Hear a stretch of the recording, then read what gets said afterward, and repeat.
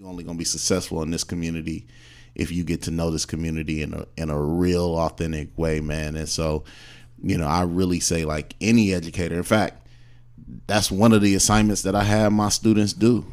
Like, I'd be like, get out in the community, spend 6 hours just doing observation community work, and then report back, let me know what you find. Right. And being able to see their perceptions of their community change when they actually spend some time in the community. Right. Yeah. I mean, even your, I could see that's a valuable exercise for anybody, because I could see people's perspective change.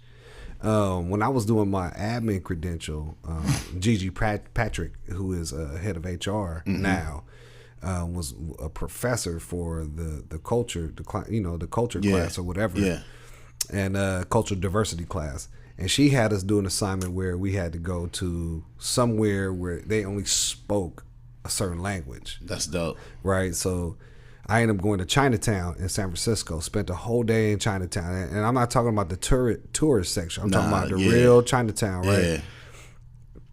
Dude, that gave me a whole perspective just in terms of dealing with families who come from different countries, because I couldn't even order a Coke. You know what I mean? Like, I'm looking at the menu, I'm listening to I was lost.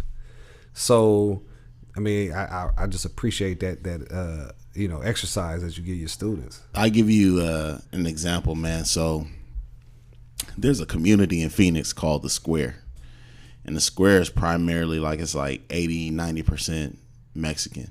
And like over half of them are like immigrated, you know what I'm saying? Some illegal, some legal, but you know what I'm saying? They not speaking English primarily in that community. And so, and there's a school, Title IX school, whole nine. And so one of my students was like, I'm going to do my observation at the check cashing place. And the check cashing place was in a strip mall, and like there was no cars there. So she thought she was getting off easy. Like, ain't never no cars in the parking lot. You know what I'm saying? I'm going to just go, woo, woo. She came back and was like, okay, I realized there ain't no cars in the parking lot because ain't nobody got cars. Right. So they all walking. And so what they would do, they would go to the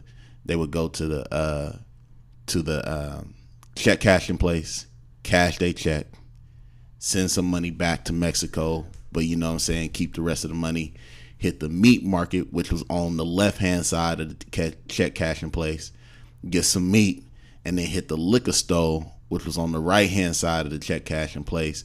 But she noticed that they wasn't coming out with liquor. They was coming out with like milk, you know what I'm saying, juice, like stuff that you can just get at a liquor store, you know what I'm saying, that's not a grocery store. And then they would walk home with their bags in their hand. And she was like, I never would have, like, her perception was like, one, they just going to buy liquor and coming out, right? She came in with kind of like this deficit perspective, and then realized like, damn, like I didn't even think about like half these folks can't get bank accounts. Right. So they got to go to the check cashing place. And then she started being like, wait a minute. Don't they charge you to cash your check?